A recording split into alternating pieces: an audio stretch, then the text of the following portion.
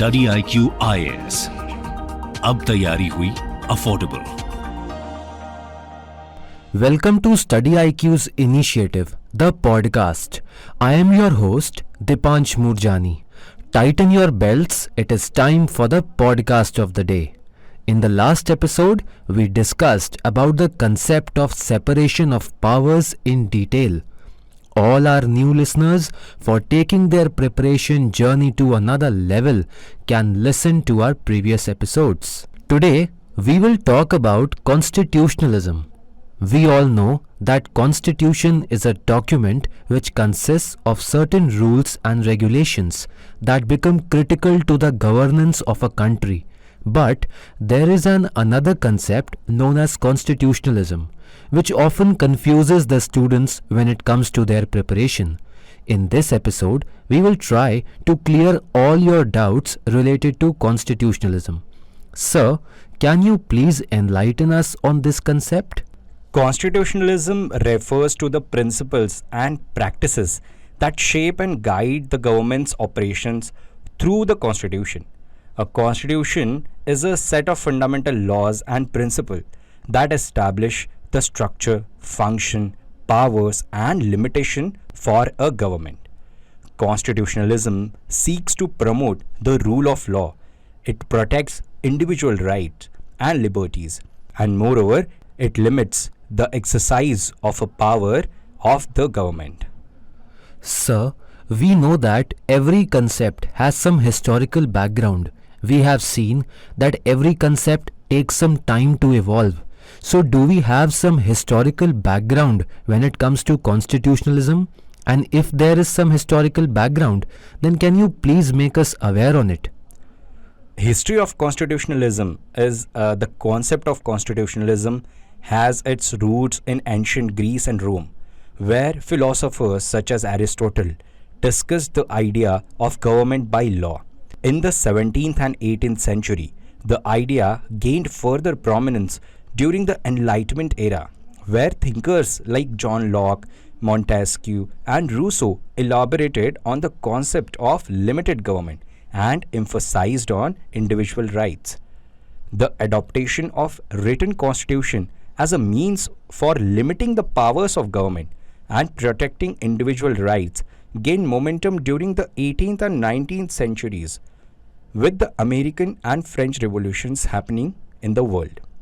Today, most countries have written constitutions that serve as a supreme law of the land, outlining the framework for the exercise of government power and the protection of individual rights.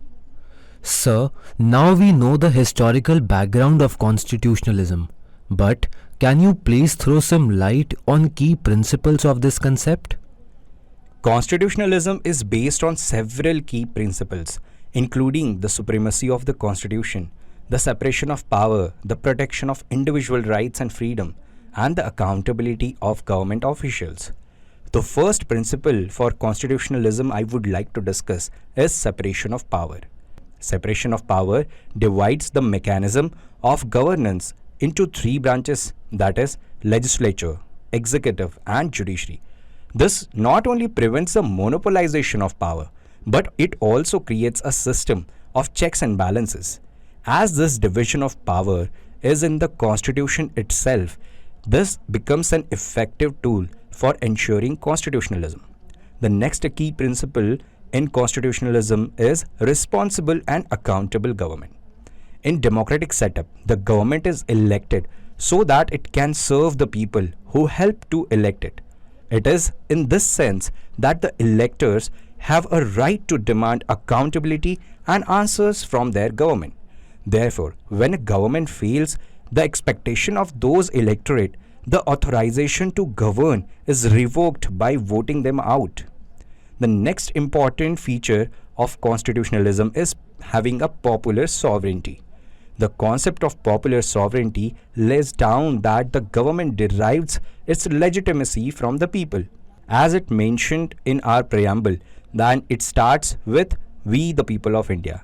No corporate body or no individual may exercise any authority without the consent of people.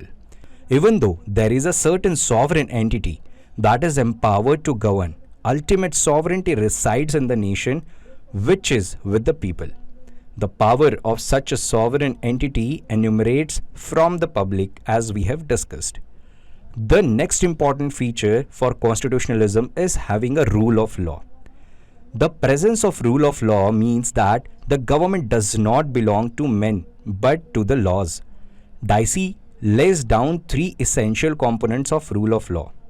First, nobody is to be punished except for a specific breach of law that is established in an ordinary legal manner before ordinary courts of law. The second principle says like this: there is no one who is above the law of the land. The third principle of rule of law is courts play a vital role in protecting the rights and freedoms of an individual. The next important feature of constitutionalism is having an independent judiciary. The independence of the judiciary is the essence of any liberal democracy and the foundation of a free society. The judiciary is the upholder of rule of law, and if its independence is taken away, it puts the entire rule of law in jeopardy. The Constitution also envisaged the separation of the judiciary from the executive under Article 50, as we have discussed in earlier episodes also. The next important feature of constitutionalism is having an individual rights and their protection to it. The rights of an individual shall be at the highest pedestal of constitutionalism to thrive. The constitutional setup in India gives these rights the importance that they deserve by engraving them in Part 3 of the Constitution. These individual rights have not only been protected by the courts but have also been interpreted in manner where their effects and implementation has broadened. Sir, now we are aware about the principles of constitutionalism. However, there is a question which troubles almost every UPSC aspirant. And that question is about the difference between constitution and constitutionalism. The Constitution is a document that contains rules regarding the structure of government and the governance of the country. The government is bound to follow the Constitution during its reign as ruling power and cannot violate it. The limitation on the government through these rules and regulations slowly add up to the concept of constitutionalism.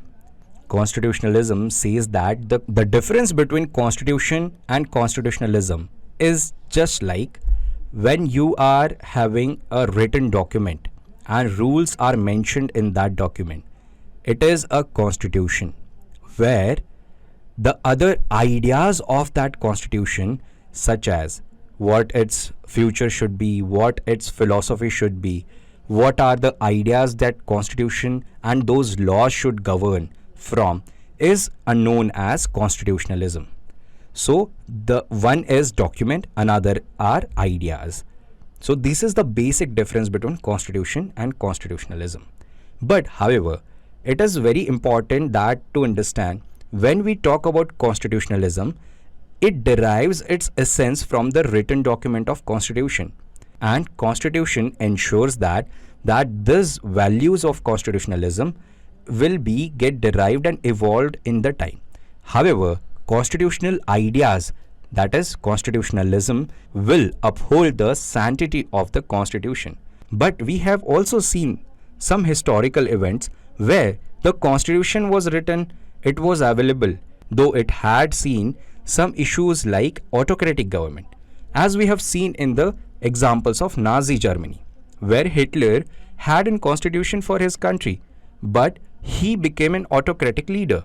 And this shows that constitutionalism is a very important philosophy after having a constitution.